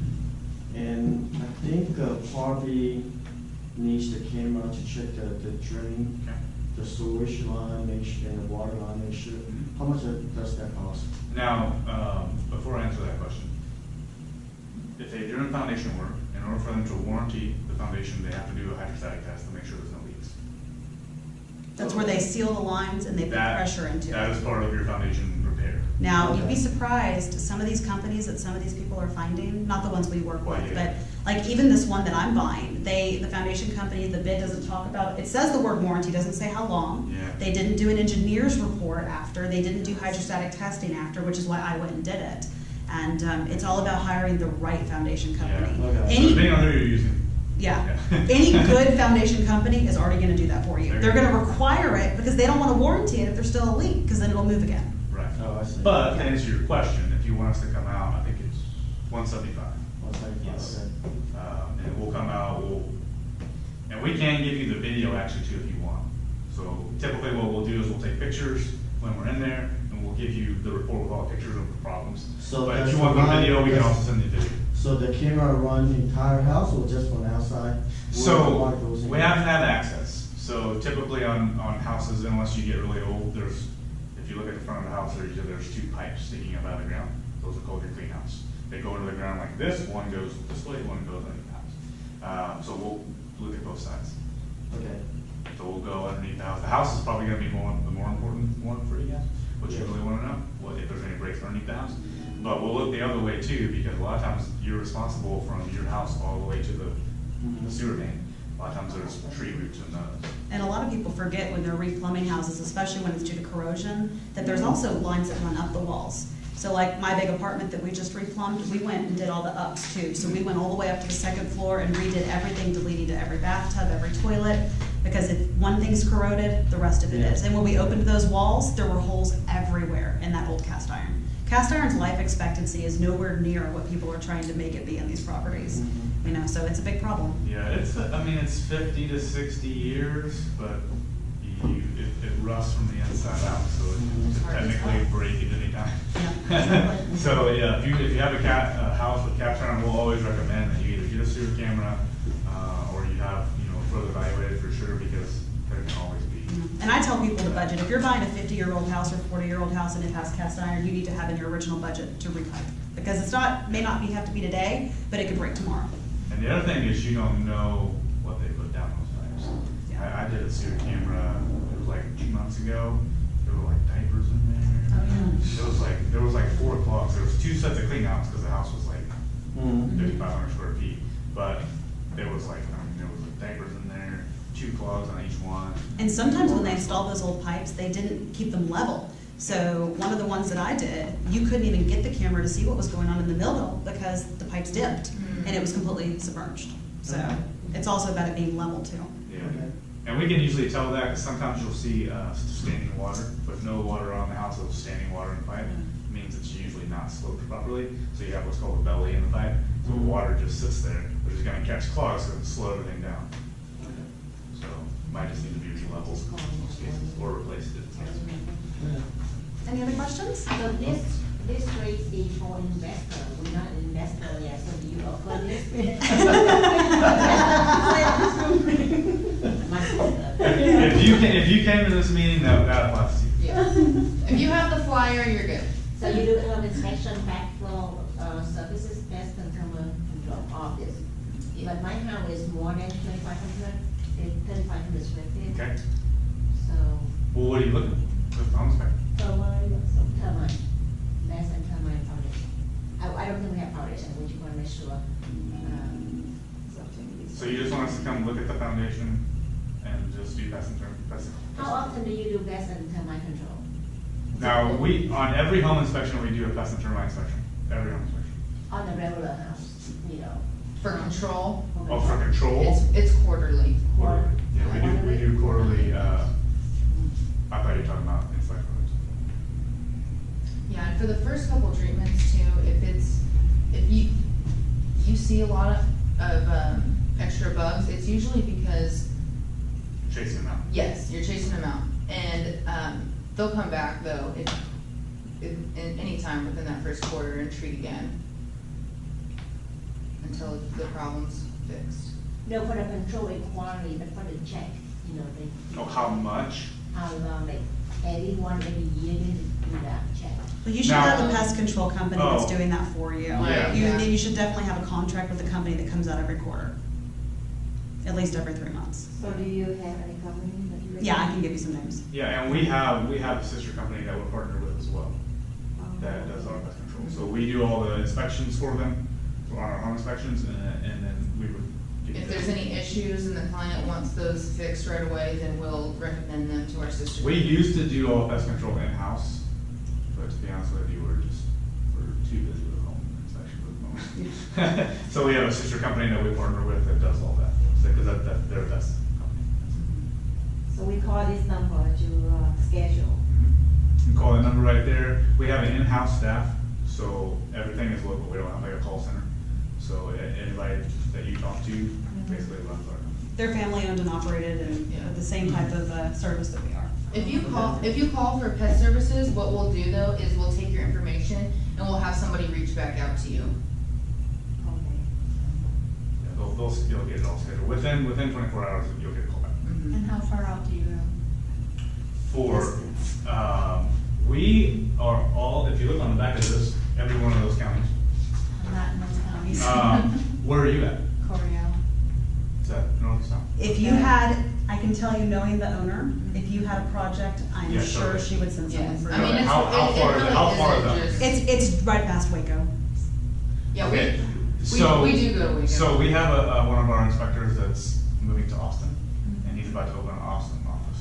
Well, we're in between Austin and Waco. We're actually where Fort Hood is. How far are you from Austin? An hour from Austin, Yeah. hour from Waco. So You're within our range. Yeah. Yeah, so we work here, they work about an hour, 45-minute drive every direction. Yeah. And they'll do that, I assume, from the Austin office as well. Absolutely, So- yeah, and we're looking to open up a Houston and San Antonio as well. Can't imagine why that would be. Yeah. We're about to go statewide here, so, Yeah. yeah, so, yeah, if you have a good project, we'll come, Yeah. we'll have some. We're very flexible. We try to make, the whole experience as seamless and enjoyable for you as it possibly can be. I had a situation where another inspector was hired and flagged a foundation on a property, and it just didn't seem right to me. And these people are so good that they went out there, offered to go out there and get their engineer and everything, no charge, just because they felt so bad about what this other inspector had said, which was completely wrong. And you just never know what you're getting. And the first thing Harmony said is, well, let me go out there for free, we'll take a look at it, we'll get this taken care of. And so they're good to work with. And that's what we try to find. Yeah, a lot of inspectors will say that the foundation is not performing just to cover their own, liability. It's a big problem. Yeah. But because they're not using the same types of foundation tools that we're using to actually give us a solid reading. There was an inch variation across the entire house, and they flagged it. Wow. Yeah. They didn't measure though. Oh, they did. Oh, they did. 1 inch. 1 inch. Wow. And they flagged it and said that it was a structural defect. How big was that? About 2,000 square feet. Wow. Yeah. It's pretty impressive, probably an older house, too. Yeah, brand new, actually. Oh, brand new? Brand new, Oh. yeah. So that's why I knew something wasn't right, so. Yeah. But I've been like, this y'all were- foundation's great. Yeah, Harmony was gracious enough to help out with it, so it was great. So- Yeah, we do have, so we have a structural engineer that we work closely with, it's kind of a consultant for. So it's nice that we can, if we're out to a house, we're taking elevations, and say the elevations are good, everything's well within tolerance, so the tolerance that we go by is for every 20 feet, one inch.